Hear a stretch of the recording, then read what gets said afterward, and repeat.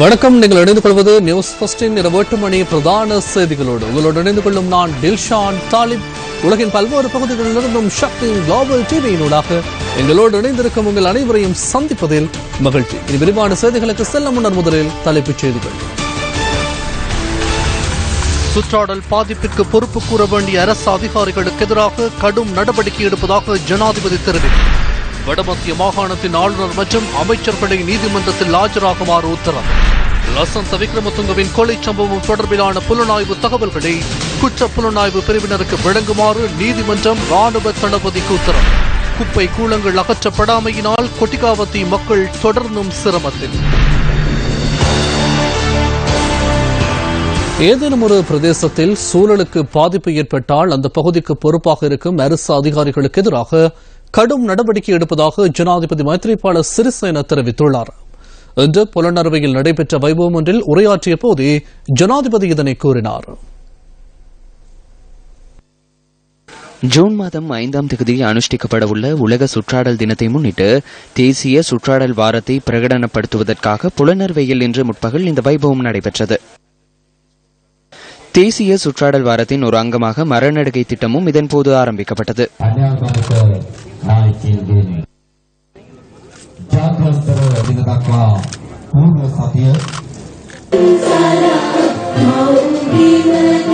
திம்புலாகல கல்வி வலயத்தின் சுற்றாடல் படையணியினருக்கு இதன்போது பதக்கங்கள் அணிவிக்கப்பட்டன.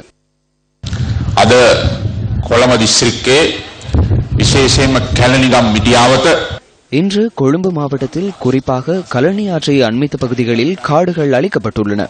கழனி ஆற்றுக்குரிய 2 கரையோர பகுதிகளிலும் 150 மீட்டர் பகுதி இன்று கட்டடங்கள் நிரம்பி காணப்படுகின்றன. அந்த ஆறுக்கு சொந்தமான காடுகள் முற்றாக அளிக்கப்பட்டுள்ளன. கொழும்பு, கொளனாவை ஆகிய பகுதிகளில் நீர் வடிந்தோடும் ஓடைகள், வடிகான்கள் மீது கட்டிடங்கள் நிர்மாணிக்கப்பட்டுள்ளன. இந்த நடவடிக்கைகளுக்கான பொறுப்பை அரசியல்வாதிகளும் அரசு அதிகாரிகளும் ஏற்க வேண்டும். ஏதேனும் ஒரு பகுதியில் இயற்கை வளங்களுக்கு பாதிப்பு ஏற்படும் வகையில் ஆறுகளை அண்மித்த காடுகள், நீரேந்தும் பகுதிகளில் உள்ள காடுகள் பாதிக்கப்படும் வகையில் கட்டிடங்கள் நிர்மாணிக்கப்பட்டால் சூழலுக்கு பாதிப்பை ஏற்படுத்தினால் அந்த பிரதேசத்திற்கு பொறுப்பாக உள்ள அதிகாரிகளுக்கு எதிராக நாம் நடவடிக்கை எடுப்போம் என்பதை கூற வேண்டியுள்ளது. තිබෙන ස්වාභාවික තත්ත්වය විනාශ කළොත් ඒ ප්‍රදේශයේ බාරව සිටින නිලධාරීන්ට විරුද්ධව අපි සම්පූර්ණයෙන්ම කටයුතු කරන බව කියන්නට ඕනේ. மேல், வடமேல், தென், மத்திய மற்றும் சபரகம்பு ஆகிய மாகாணங்களில் இடைக்கிடை இடியுடன் கூடிய மழை பெய்யக்கூடும் என வளிமண்டலவியல் திணைக்களம் தெரிவிக்கின்றது. சில சந்தர்ப்பங்களில் மேல் மற்றும் வடமேல் மாகாணங்களில் 75 மில்லிமீட்டருக்கும் அதிக மழை வீழ்ச்சி பதிவாகக்கூடும் என திணைக்களம் மேலும் கூறுகின்றது. நாட்டின் சில பகுதிகளில் தாழ்நில பகுதிகளில் வெள்ள நீர் தேங்கியுள்ளது. கடுவளை, கோட்டுவத்த போன்ற பகுதிகள் தொடர்ந்தும் வெள்ளத்தில் மூழ்கியுள்ளன. பியகம மற்றும் கடுவளை ஆகிய வீதிகளை இணைக்கும் கோட்டுவத்த வீதி தொடர்ந்தும் நீரில் மூழ்கியுள்ளமையினால் போக்குவரத்து பாதிப்பு ஏற்பட்டுள்ளது. இதேவேளை சிலாபம், மைக்குளம் பகுதியில் தொடர்ந்தும் வெள்ள நீர் தேங்கியுள்ளது. இதனால் சுமார் 100 வீடுகளில் வசிக்கும் மக்கள் பாதிக்கப்பட்டுள்ளனர்.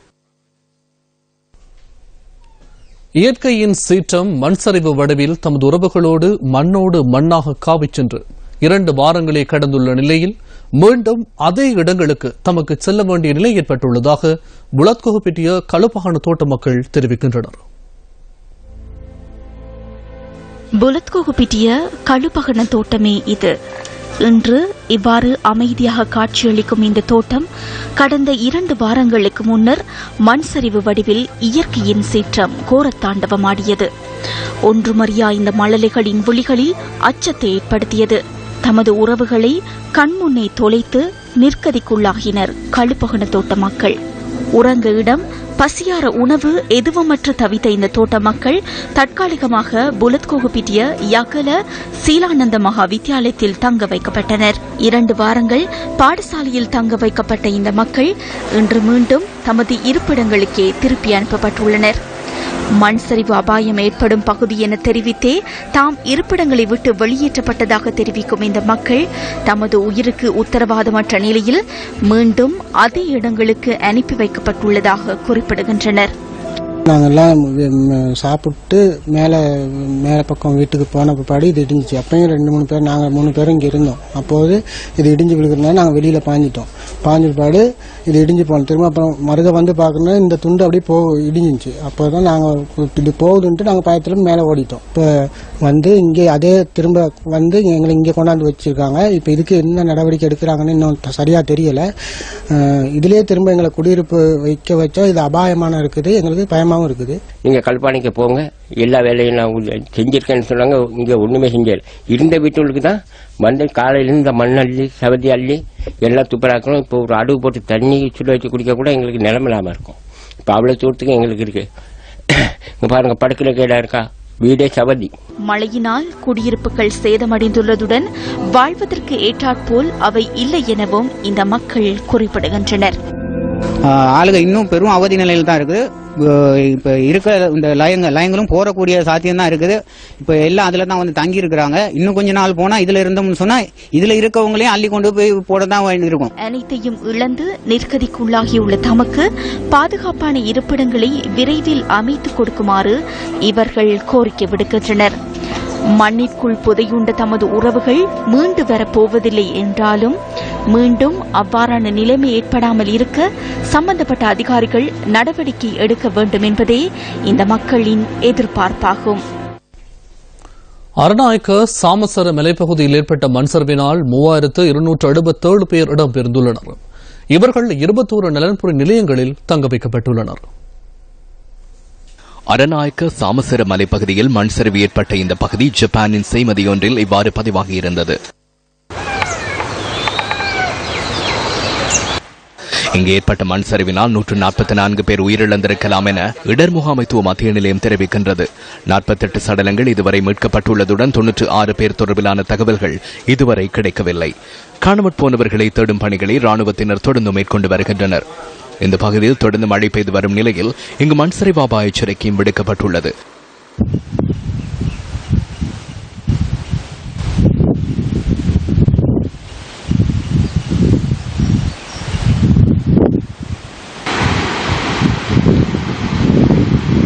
சாமசர மலைப்பகுதியில் வசித்து வந்த அனைத்து மக்களும் அங்கிருந்து வெளியேற்றப்பட்டுள்ளதுடன் அவர்கள் அரநாயக்க பகுதியில் 21 முகாம்களில் தங்கியுள்ளனர். பிரதேச செயலாளர்களின் தகவல்களின்படி முகாம்களில் சுமார் 20 கர்ப்பிணி தாய்மார்கள் உள்ளனர். இதேவேளை மஸ்கேலே காட்மூர் தோட்டத்துக்கு கடந்த 28ஆம் தேதி முதல் மண் சரிவு அபாய எச்சரிக்கை விடுக்கப்பட்டது. இங்குள்ள மலைப்பகுதியிலிருந்து கற்பாறைகள் சரிந்து விழ ஆரம்பித்துள்ளதுடன் அங்கிருந்த 48 குடும்பங்களைச் சேர்ந்த 217 பேர் வெளியேற்றப்பட்டுள்ளனர். மண் சரிவு சம்பந்தமா எங்களுக்கு 2 வருடத்துக்கு முன்ன ஏற்பட்டது. அது எல்லா உலகத்துக்கே தெரிஞ்ச விஷயம். இருந்தும் கூட அந்த நேரம் சரிவா இருந்துச்சு, இந்த நேரம் சரிஞ்சே போச்சு. ஆனா இந்த நேரத்துக்கு எங்களுக்கு அவசர தேவை என்னன்னா, எங்களுக்கு பொதுவா அதுக்கு சம்பந்தப்பட்டவர்கள் வீடு கட்டி கொடுக்க முந்தி எங்களுக்கு நிரந்தரமா அந்த காலகட்டத்து உள்ளுக்கு நிரந்தரமா இருக்கிறதுக்கு இந்த டெம்பர் செட்க்கு உண்மையிலேயே எங்களுக்கு இடம் இல்லை. அதை சம்பந்தப்பட்டவர்கள் கூடிய சீக்கிரம் எங்களுக்கு உதவி செஞ்சு கொடுத்தா பெரிய உதவியா இருக்குன்னு நாங்க தெரிவிக்கிறோம். இரவையில வந்துருந்தா நாங்க மண் மூடி நாங்க பிள்ளைங்களை எல்லாம் திருத்தா இருக்கணும். ஏதோ காலையில வந்தனால நாங்க உயிரை காப்பாத்திட்டு எங்க பிள்ளைங்களை கூட்டிக்கிட்டு நாங்க ஓடியான்ட்டோம். இப்ப ஸ்கூலுக்கு போறதுக்கு எங்களுக்கு நிலைமையில ஒரு பங்களாவில் தான் ஐயாட்டு பங்களாவில் தான் எங்களை தங்க வச்சிருக்காங்க. நாங்க எவ்வளவு காலத்துக்கு இதுல இருக்குது. எங்களுக்கு வீடு தான் எங்களுக்கு முக்கியமா வேண்டும். சாப்பாடு பெருசு இல்ல, உடுப்பு பெருசு இல்ல, பிள்ளைக்கு தான் நல்ல நிலைமைக்கு வச்சு இருக்கணுங்கிற ஒரு ஆசை தான் எங்களுக்கு. தயவு செய்து எங்களுக்கு அதை மட்டும் எங்களுக்கு செய்து கொடுங்க. இதுவேளை மண் சரிவு அபாயம் காரணமாக களுத்துற திபுவன மாவட்டவாத்த பகுதி மக்கள் இவ்வாறு பெரும் சிரமங்களை எதிர்கொண்டுள்ளனர் என்று பிரதேச செயலாளர் உள்ளிட்ட அதிகாரிகள் அங்கு சென்று நிலைமைகளை ஆராய்ந்தனர். இவர்களுக்கு 2 இடங்களை வழங்கியுள்ள போதிலும் அவர்கள் இந்த இடத்திலிருந்து வெளியேறுவதற்கு எதிர்ப்பு தெரிவித்துள்ளனர். 29 குடும்பங்களுக்கு வேறு இடங்களில் வீடுகளை கட்டிக் கொடுக்க இதன்போது இணக்கப்பாடு எட்டப்பட்டதாக எமது செய்தியாளர் தெரிவித்தார்.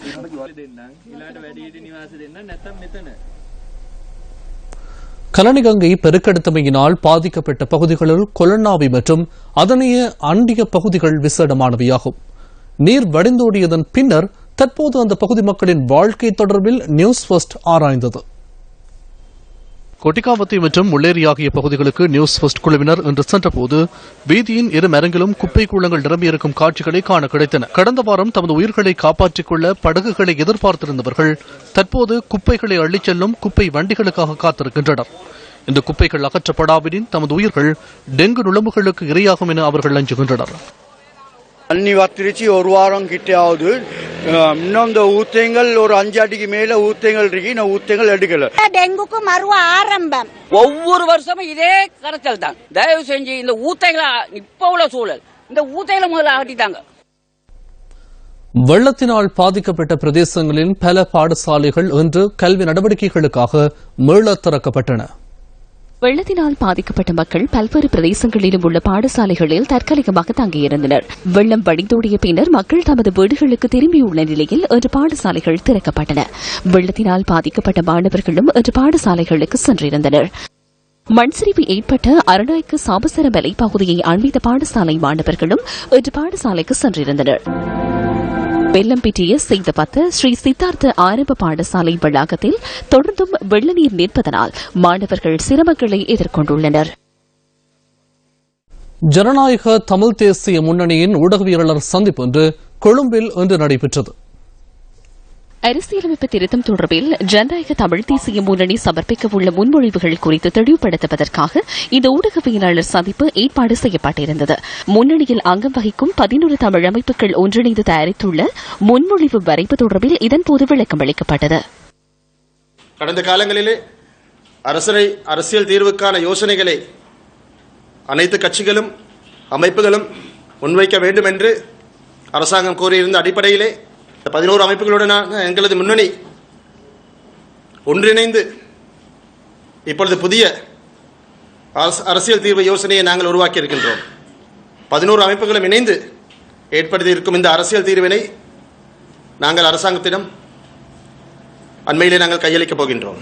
அரசாங்கத்தில் இருக்கக்கூடிய பிரதான அமைச்சர்கள் மூவர் ரயில் நிலையத்துக்கு முன்பாக ஒரு போராட்டத்தை ஆரம்பிச்சாங்க. 14 நாள் காலக்கெடு விதிச்சிருக்காங்க. அவங்க சம்பள உயர்வு பற்றி நீங்கள் ஒரு பிரதி அமைச்சராக இருக்கிற நேரம் கூட இந்த மலையக மக்களுடைய பிரச்சனைகள் பேசி தீர்க்கப்படவில்லை. இவ்வளவு காலம் எடுக்கக்கூடிய காரணம் இல்லை. மலைய மக்களுடைய பிரச்சனைகளை பொறுத்தவரையிலும் இந்த கூட்டு ஒப்பந்தம் என்று சொல்வது மிகவும் ஒரு சிறந்த ஒரு விடயம். பழமையான அது போன்று அதிகமான சம்பளத்தை கேட்டிருக்கிறார்கள். அதில் ஒரு இழுப்பறை இருந்து கொண்டிருக்கிறது. ஆனால் இழுப்பறை முடிந்தாலும் கூட இழுப்பறை முடிந்து ஒரு 1000 ரூபாய் எடுக்க முடியாவிட்டாலும் சரி ஒரு 900 ரூபாவது அவர்களுக்கு எடுக்கக்கூடிய சூழ்நிலையை இலங்கை தொழிலாளர் காங்கிரசும் ஐக்கிய தேசிய கட்சியும் அவங்க 2 பேரும் தான் சைன் பண்றவங்க. அவங்க 2 பேரும் சேர்ந்து பேசிக்கிட்டு இருக்கிறாங்க. இது போன வருடம் மார்ச் மாதத்திலிருந்து அவர்களுக்கு வழங்கப்படும். இப்பொழுது அமைச்சர்களாக இருப்பவர்கள் அவங்க அமைச்சு மூலமாக அல்லது அவர்களுடைய பிரதம மந்திரியிடம் பேசி இந்த பிரச்சனையை தீர்க்க முடியாமல் வெளியிலே இப்படியான ஆர்ப்பாட்டங்கள் செய்வது அவர்கள் இழந்து வரும் அவர்களுடைய அந்த செல்வாக்கை மீண்டும் நிலைநிறுத்துவதற்காகத்தான் நடக்கிறது. இந்த 2500 ரூபாய் சம்பளத்தை கொடுத்துவிட்டு இந்த கம்பெனிகள் கூட்டு ஒப்பந்தத்தில் சம்பளத்தை அதிகரிக்காமல் போனால் அது எங்களுக்கு பெரிய ஆபத்தாக அவர்கள் அடிப்படை சம்பளம் உயராமல் போய்விடும். இறுதிக்கட்ட யுத்தம் நடந்து கொண்டிருக்கீங்க. நீங்க அரசாங்கத்தில் ஒரு முக்கிய அமைச்சரா இருந்தீங்க. அந்த காலத்துல பாத்தீங்கன்னா தமிழர்கள் நிறைய கொத்து கொத்தாக கொன்று அவங்களை குவிக்கப்பட்டது சர்வதேசமும் ஏற்று கொண்டிருக்கு. அந்த சந்தர்ப்பத்துல ஏன் நீங்க அதை தடுக்கிறதுக்கான நடவடிக்கைகளை எடுக்க முடியாம போயிருக்கு? அமைச்சரவையில இது கேட்கலாம். அமைச்சரவையில அதில் பற்றி கதைச்சிருக்கிறோம். 2004ஆம் ஆண்டு கிழக்கு மாகாணம் அரசாங்கத்தில் விடுவிக்கப்பட்ட பிறகு வடக்கு விடுவிக்கிறதுக்கு படைகள் தயாராக கொண்டு கேட்கல. நான் மாவசீனாராஜா அவர்களையும் 22 பேர் நாடாளுமன்றத்தில் இருந்தவர். நான் அவர்கிட்ட கேட்டேன். அதாவது கிழக்கு மாகாணத்திலாவது அவர்கள் ஓடுறதுக்கு இடம் இருந்தது. ஆனா வடக்குல ஓடுறதுக்கு இடம் இல்லை, கூட அழிவு ஏற்படும். அதனால நான் ஜனாதிபதியோட போய் கதைப்போம். எத்தனை தடவை நான் உங்கள்கிட்ட இதை பற்றி கேட்டிருக்கிறேன். நீங்கள் அதுக்கு ஓம் சொல்லி போட்டு நீங்கள் அதுக்கு ஒத்துழைக்க இல்லை என்று சொல்லி என்ன சொன்ன அவர்களும் விரும்பி இருக்கலாம். புலிகள் சாகணும் என்று விரும்பி இருக்கலாம். அப்ப அன்றைக்கு அவியல் முன் வந்திருந்தால் நாங்கள் தடுத்திருக்கலாம் தான் நான் நம்புறேன். பாருங்க இந்த மலைய தொழிலாளருடைய இதை கேட்டீங்க. எத்தனை அமைச்சர்மார் இன்றைக்கு இருக்கணும். ராதாகிருஷ்ணன் 2009ஆம் ஆண்டு தை மாசம் நீண்ட ஒரு கடந்த தமிழ் தேசிய கூட்டமைப்பு நீங்கள் இந்த மக்களை எத்தனையோ 3-4 லட்சம் மக்கள் ஆபத்தான இருக்கின்றார்கள். அவர்களை விடுவிக்கிறதுக்கு ஒரு நடவடிக்கை நீங்க எடுக்கணும். அல்லது பெரிய கஷ்டங்கள் ஏற்படும். உங்களால ஏதாட்டா நீங்கள் உங்களுடைய பதவியை ராஜினாமா செய்யணும்னு சொல்லி அவரை கேட்டுங்க. தம்பி பிரபாகரனா தம்பி 3 லட்சம் மக்களுடைய சாபத்துக்கு நீர் ஆளாக போகின்றேன். ஏதோ ஒரு வகையிலே அவர்கள் உடன்பாட்டுக்கு இந்த மக்களை காப்பாற்றுங்கன்னு சொல்லி கழிந்த அரசாங்கத்துகளில் புலிகளும் இல்லை, சிங்கமும் இல்லை. உங்களுக்கு ஒரு கடமை இருக்கு, நாட்டு மக்களை காப்பாற்றக்கூடிய கடமை இருக்கு. நட்பு கொண்டு நாட்டோட தொடர்பு கொண்டு போராளிகளுக்கு பொது மன்னிப்பு கொடுத்தோ அவர்கள் நீங்கள் விடுவிக்கவும் சொல்லி ஜனாதிபதி கழிவுகள் இந்த 3 பேரும் இதில் நடவடிக்கை எடுக்கவில்லை. சிரேஷ்ட ஊடகவியலாளர் லசத்த விக்ரமதுங்கவின் கொலை சம்பவம் தொடர்பிலான விசாரணைகளுக்கு ராணுவ புலனாய்வு முகாம்களில் உள்ள அனைத்து தகவல்களையும் ஆவணங்களையும் குற்றப்புலனாய்வு திணைக்களத்திடம் வழங்குமாறு கல்கிஸ்ஸை நீதவான் நீதிமன்றம் ராணுவ தளபதிக்கு உத்தரவிட்டுள்ளது. விக்ரமதுங்கவின் கொலை தொடர்பான வழக்கு விசாரணை இன்று மீண்டும் இடம்பெற்ற போதே இந்த உத்தரவு பிறப்பிக்கப்பட்டுள்ளது. குற்ற புலனாய்வு திணைக்களம் நீதிமன்றத்தில் விடுத்த கோரிக்கையை ஆராய்ந்த கல்கிசை நீதவான் முகமது சஹாப்தீன் இந்த உத்தரவை பிறப்பித்துள்ளார். 2009 ஆண்டு ஜனவரி 8ஆம் தேதி அத்திட்டிய மலகலே ஆரம்ப பாடசாலைக்கு முன்பாக சிரேஷ்ட ஊடகவியலாளர் லசந்த விக்ரமதுங்க சுட்டுக் கொலை செய்யப்பட்டார். வடமத்திய மாகாணத்தின் முதலமைச்சர் உள்ளிட்ட அமைச்சர்கள், மாகாண ஆளுநர் மற்றும் வடமத்திய மாகாண சபையின் பிரதம செயலாளர் உள்ளிட்ட அனைத்து அமைச்சர்களினதும் செயலாளர்கள் அனைவருக்கும் நாளை நீதிமன்றத்தில் ஆஜராகுமாறு வடமத்திய மாகாணத்தின் சிவில் மேன்முறையீட்டு நீதிமன்றம் உத்தரவிட்டுள்ளது.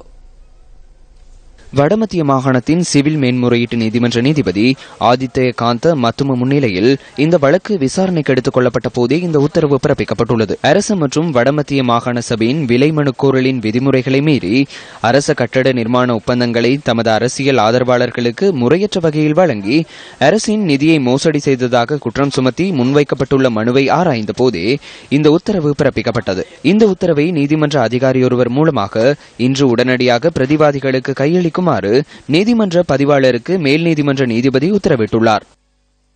சம்பூரில் 2ஆம் கட்டமாக மீள்குடியேற்றப்பட்ட மக்கள் எவ்வித அடிப்படை வசதிகளும் அற்ற நிலையில் அல்லலுறுகின்றனர். யுத்தம் காரணமாக சொந்த இடத்தினையும் சுதந்திர காற்றையும் இழந்து இந்த மக்கள் பரிதவித்தனர். சொந்த இடத்திலிருந்து வெளியேறியவர்களுக்கு முகாம்களே தஞ்சமளித்தன. 10 வருடங்களுக்கு மேலாக முகாம்களில் வாழ்நாளை கழித்தனர். ராணுவத்தினரின் காணி விடுவிப்பை அடுத்து சொந்த நிலம் நோக்கி பயணித்தவர்களுக்கு எஞ்சியது ஏதுமல்ல. உறவுகளோடு உறவாடி துள்ளித்திருந்த நிலம் மாத்திரமே இன்று இவர்களுக்கு மீதமானது. வீடுகள், விவசாய நிலங்கள் அனைத்தும் காடுகளாக காட்சியளித்தன. சொந்த நிலத்தில் வாழ்கின்றோம் என்ற பெருமூச்சுடன் கொட்டகைகள் அமைத்து வாழ்ந்து வருகின்றனர் இந்த மக்கள். இதுவரை கிருவட்டியிலிருந்து முகாமிலிருந்து வழிகிட்டு வந்ததுக்கு இதுவரை யாரும் எங்களை என்ன உடம்பு கேட்டதும் இல்லை, என்ன செய்யறது கேட்டதும் இல்லை. சாப்பாடு உட ஒண்ணும் இல்லை. அவரு கஷ்டப்பட்டு கொண்டு கிடக்கிறோம். நாங்க இது எங்களுக்கு தார காசே என்னன்னு தரல. 25,000 கொட்டிலுக்கு நாங்க அந்த 25,000 தந்தோடனே கொட்டில கட்டுங்கன்னாங்க. கொட்டில் கட்டுறதுக்கு அந்த காசும் கிடைக்கல ஒருத்தருக்கும். இது சம்பந்தப்பட்ட அதிகாரிகள் எங்களுக்கு இதுக்கு உதவி செய்யணும். குடியேற்றி 2 மாசத்துக்கு யாருமே இங்க வந்து பார்த்ததே கிடையாது. முதல் டொய்லெட் இல்லை. இந்த ஏரியா ஃபுல்லா ஒரு டொய்லெட் இல்லை. நாங்க கேட்க வேண்டிய இடங்கள் எல்லாம் கேட்டு வரோம். தாரம் சொல்றாங்களே தவிர தந்ததாக இதுவரைக்கும் எண்ணம் இல்லை. நாங்க எல்லாம் வெறும் மனுஷனாகத்தான் இதுவரைக்கும் இங்க இருக்கிறோம். பெரிய ஒரு கஷ்டத்துக்கு மத்தியில இருக்கிறோம். உணவு கஷ்டம், தண்ணி கஷ்டம். இதேபோல சம்பூர் அனல்மின் நிலையத்தை அமைக்க வேண்டாம் என பல்வேறு தரப்பினர்களும் எதிர்ப்பு தெரிவித்து வரும் நிலையில் இன்று எமது கேமராவில் பதிவான காட்சிகளே இவை. எங்களுக்கு இந்த அனல் மின் நிலையம் வருமாயிருந்தா எங்களுக்கு ஆடு வளர்ப்போ, மாடு வளர்ப்போ, பயிர் செய்கையோ எதுக்கும் எங்களுக்கு சரி வராது. ஆனபடியா எங்களுக்கு அதுக்கு தகுந்த அரசியல்வாதிகளோ யாரோ எங்களுக்கு ஒரு நல்ல நடவடிக்கை எடுத்து இந்த அனல் மின் நிலையத்தை இல்லாம தாக்கி தரணும் என்று சொல்லி அனைவரையும் கேட்டுக்கொள்றோம். நாங்க இந்த மீன்பிடி தொழிலை தான் பரம்பரையா வாழ்வாதாரமா கொண்டிருக்கோம். இதுல நாங்க 100க்கும் மேற்பட்ட குடும்பங்கள் இந்த தொழிலை செய்துதான் பிள்ளைகளை படிப்பைக்கிறதோ உணவுக்கோ இந்த தொழிலை நம்பிதான் இருக்கிறாங்க. இந்த தொழில சம்பூர்ல அனல் நிலையம் அமைக்கப்பட்டா இந்த தொழில் பாதிக்கப்படும். இதுல நிறைய குடும்பங்கள் வாழ்வாதாரம் இல்லாத நிலைமைக்கு தள்ளப்படுவாங்க. தமிழகத்தில் உள்ள இலங்கை அகதி முகாம்களில் வசித்த சுமார் 60 பேர் தொடர்பில் தகவல்கள் இல்லை என 7 அகதிகள் மறுவாழ்வு மையம் தெரிவித்துள்ளது. தகவல்கள் இல்லாது காணாமற் போயுள்ளவர்கள் ஆஸ்திரேலியாவுக்கு சென்றிருக்கக்கூடும் என தகவல்கள் வெளியாகியுள்ளன.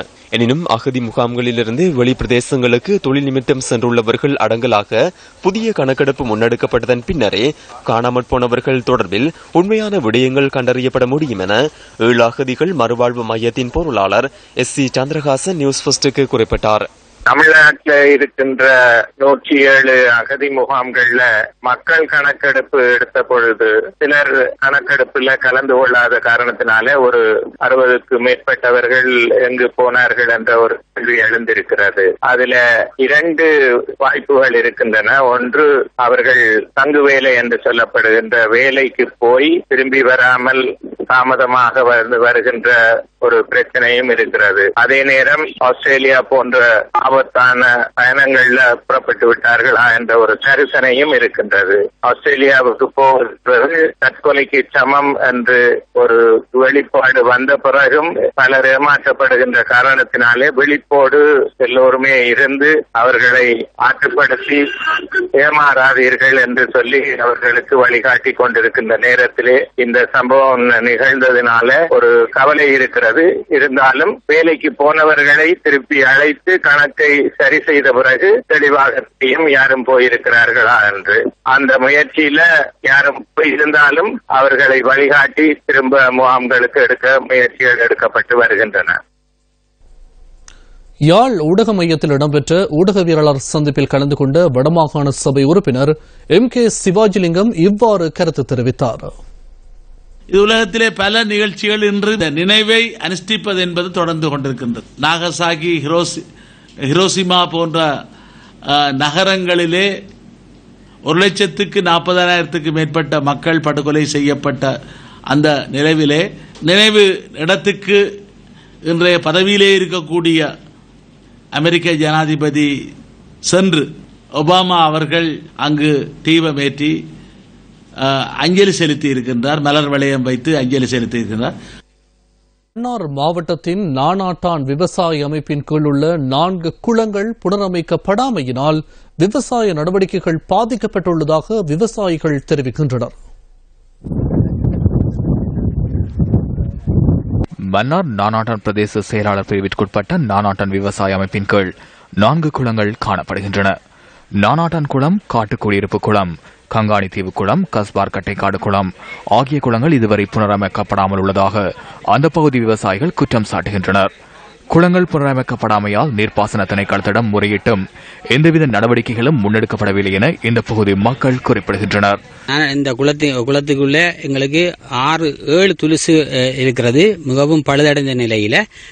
இதை நாங்கள் திருத்தி தருமாறு பல தடவைகள் கோரிக்கை விடுத்திருந்தும் இதுவரையில புனரமைப்பு செய்யப்படவில்லை. குளவும் கவனம் பார்த்தா ஒரே சமனா இருக்கு. குள வேலையோ, ரோட்டு வேலையோ, மட வேலையோ, வான் வேலையோ ஒன்றும் செய்யப்படவில்லை. மற்றது வந்து அவர்கள் எஸ்டிமேட் செய்தார்கள், செய்து போட்டு அந்த எஸ்டிமேட் காசையும் அடிச்சுட்டு போயிட்டார்கள். போனாவில் அது பிறகு நாங்கள் இது கேட்ட உடனே இன்ஜினியர் மாதிரி பெரிய முழக்கிறாங்க. ஆனபடியால் எங்களுக்கு உடனடியாக இந்த குளத்தை புனரமைப்பு செய்து குளம் பற்றி காடு போல் புட்கள் வளர்ந்து காணப்படுவதனால் அவை நீர்த்தேக்கத்தை தடுப்பதாகவும் விவசாயிகள் தெரிவிக்கின்றனர். வடக்கின் வசந்தம் திட்டத்தின் கீழ் மன்னார் மாவட்ட நீர்ப்பாசன வேலை திட்டங்களுக்காக 390 மில்லியன் ரூபாய் ஒதுக்கப்பட்டிருந்தது. எனினும் மன்னார் மாவட்டத்தில் விவசாய தேவைகளுக்காக நீரை பெற வேண்டிய பல்வேறு குளங்கள் இவ்வாறு புனரமைக்கப்படாமல் உள்ளமை குறிப்பிடத்தக்கது. வலிவடக்கு தெல்லிப்பளை பிரதேச ஒருங்கிணைப்பு குழு கூட்டம் இன்று தெல்லிப்பளை பிரதேச செயலகத்தில் இடம்பெற்றது. இந்த கூட்டம் பார்லிமெண்ட் உறுப்பினர் மாவை சேனாதிராஜா, சிறுவர் விவகார ராஜாங்க அமைச்சர் விஜயகலா மகேஸ்வரன் ஆகியோரின் இணை தலைமையில் நடைபெற்றது. மேலும் இந்த கூட்டத்துக்கு முன்னாள் மாகாண சபை மற்றும் பிரதேச சபை உறுப்பினர்கள் பலரும் கலந்து கொண்டனர். இதன்போது பலாலி விமான நிலைய விரிவாக்கத்தின் போது மக்களின் அனுமதியின்றி எந்த காணியும் வழங்கப்பட மாட்டாது என தீர்மானிக்கப்பட்டது. பலாலி விமான நிலையம் முன்பு சர்வதேச விமான நிலையமாக போவதால் தான் சில பிரச்சனை ஏற்பட்டது. அது பிரதமருக்கும் எங்களுக்கும் நடந்த பேச்சுவார்த்தையில சர்வதேச விமான நிலையமாக மாற்றப்பட மாட்டாது, ரீஜனல் ஏர்போர்ட். ஒரு காணியை நாங்கள் எங்களோட சம்மதம் இல்லாமல் ஒருவேளை சில நேரம் தேவைப்படும் இருக்கிற காணியை ஒன்றிலே நாங்கள் விட்டுக் கொடுத்து அதை விருத்தி செய்யும் கொண்டு சொல்றது எல்லாமே இருக்கலாம். ஆனால் இப்படியான இடங்கள்ல அந்த காணி தேவையில்லை என்று முடிவு செய்தபடியால் நீங்க அதுல இனி சண்டை பிடிக்க வேண்டாம். அது மிச்சத்தை நாங்கள் அது எங்களை மீறி வருமா இருந்தால் அது பிறகு நாங்கள் இப்படி குதிரை போட்டு கதைப்போம். உண்மையிலே இந்த வலிகாமம் வடக்கு பகுதியூடாக நிறைய கஞ்சா கடத்தப்பட்டு கொண்டிருக்கு. சேந்தாங்குளம் மாதகள் பகுதியினூடாக நிறைய அளவு கஞ்சா கடத்தப்பட்டு கொண்டிருக்கின்றது. ஆனால் இதுவரைக்கும் அந்த போலீசார்கள் நடவடிக்கை எடுக்கிறது தயங்குகிறார்கள். உண்மையிலேயே அந்த இளவால பகுதியில் அந்த கஞ்சாவை பிடிப்பதற்காக சென்ற போலீஸ் அதிகாரி ஒரு ஆள், போலீஸ் நிலையத்தை சேர்ந்த ஒரு ஆள் இடமாற்றப்பட்டிருக்கின்றார்கள். ஏனென்றால் அந்த இளவாலை போலீசில் முன்பு கடமையாற்றிய ஒருத்தர் தான் அந்த கஞ்சா வியாபாரத்தில் ஈடுபட்டு கொண்டிருக்கின்றார். ஆகவே உடனடியாக தகவல் அங்க போகின்றது, போலீஸ் அதிகாரிகள் இடமாற்றப்பட்டுக் கொண்டிருக்கின்றார்கள். ஆக இதுக்கு உடனடி நடவடிக்கை எடுக்கணும். இன்றைக்கு இந்த பரிகாமத்தை சிதைக்கிறதே இந்த கஞ்சா பிரச்சனை தான். உண்மையாக என்னென்றால் பாவிக்கிற ஆக்களை விட வியாபாரம் செய்கிற ஆக்களை விட அது இந்த முதலாளிகள் ஒரு அனுப்படி வர்றதில்லை. இப்ப இந்த மீள் குடியேற்றங்கள் இந்த அரசாங்கம் மாறினதுக்கு பிறகுதான் கனவிதமான கைதுகள் இடம்பெறுகிறது. இப்பவும் தப்பிக்கொள்ற ஆக்கள் இருக்கிறோம். அப்ப அதுக்கு என்ன செய்யணும்டா, இப்ப பூஜிதா வர்ற ஸ்பெஷல் ப்ரோக்ராம்ல ரைட் டிஐஜி ஐஜிபி அவர் இந்த சிறு குற்றங்கள், குற்றவாளிகள், இந்த போத வஸ்து, அது ஒரு முக்கியமான பிரச்சனை. அந்த நேரத்துல நீங்க கலெக்ட் பண்ணுங்க, உங்களோட ஐஜிக்கு யாருக்க சொல்லுங்க, ஒரு நாளை அவர் வர முதல் தம்பி அப்படியே கம்ப்ளைண்ட் இருந்தா கொடுங்க. திருஞான சம்பந்தர் அருளிய கோளறு பதிகம் நாட்டிய நாடகமாக கொழும்பில் அரங்கேற்றப்பட்டது. பம்பலப்பிட்டி சரஸ்வதி மண்டபத்தில் கடந்த 2 தினங்களாக கோளறு பதிகம் நாட்டிய நாடகம் அரங்கேற்றப்பட்டது. இந்த பிரம்மாண்டமான நாட்டிய நாடகத்தில் 50 கலைஞர்கள் பங்கு பெற்றிருந்தனர். இந்த நாட்டிய நாடகத்தை காண்பதற்காக பெருந்திரளான கலை ஆர்வலர்கள் வருகை தந்திருந்தனர்.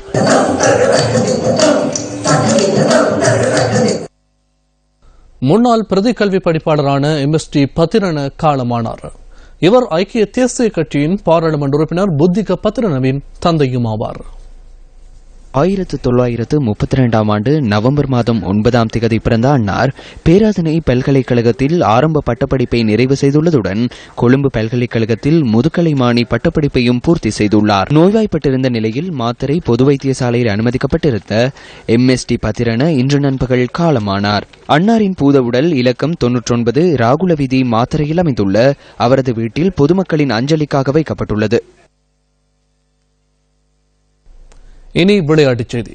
ஆசிய மற்றும் பசிபிக் வலய நாடுகளின் பங்கு பெற்றுதலுடன் திருகோணமலை கடற்பரப்பில் நடைபெற்று வரும் ஆப்டிமிஸ்ட் படகு போட்டியின் 2ஆம் நாள் இன்றாகும். போட்டித் தொடரின் மேலதிக தகவல்களோடு இணைந்து கொள்கின்றார் நமது அலுவலக செய்தியாளர் ராஜலிங்கம் ட்ரிஷானோ. ஆசிய மற்றும் ஆசிய பசிபிக் வலய பிராந்திய அணிகள் பங்கேற்கும் படகு போட்டி தற்போது ஆரம்பமாகியுள்ளது. அதாவது திருகோணமலை உப்புவெளி கடற்கரையிலிருந்து தற்போதைக்கு நாம் 5 கிலோமீட்டர் தொலைவில் கடலில் இருக்கின்றோம். இந்த கடல் பகுதியில் எனது பின்னால் போட்டிகள் நடைபெறுகின்றமை உங்களால் காணக்கூடியதாக இருக்கும். அங்கே 113 நாடுகளை சேர்ந்த 120 வீர வீராங்கனைகள் போட்டியிடுகின்றனர். 5 நாட்களுக்கு நீடிக்கும் இந்த போட்டிகளுக்கு ஸ்போர்ட்ஸ் ஃபர்ஸ்ட் ஊடக அனுசரணை வழங்குகின்றது. அந்த வகையில் தொடர்ந்து ஸ்போர்ட்ஸ் ஃபர்ஸ்டின் ஊடாக இந்த போட்டிகள் தொடர்பான தகவல்களை கொண்டு வர நாம் தயாராக இருக்கின்றோம். இணைந்திருங்களுடன் ஸ்போர்ட்ஸ் ஃபர்ஸ்டுக்காக கேமரா கலைஞரான லக்னுவானுடன் ராஜலிங்கம் த்ரிஷானோ. இத்துடன் நியூஸ் ஃபர்ஸ்டின் இரவு 8 மணி பிரதான செய்தி அறிக்கை நிறைவு பெறுகின்றது. அடுத்த பிரதான செய்தி அறிக்கையை இரவு 10:45 எதிர்பாருங்கள். வணக்கம்.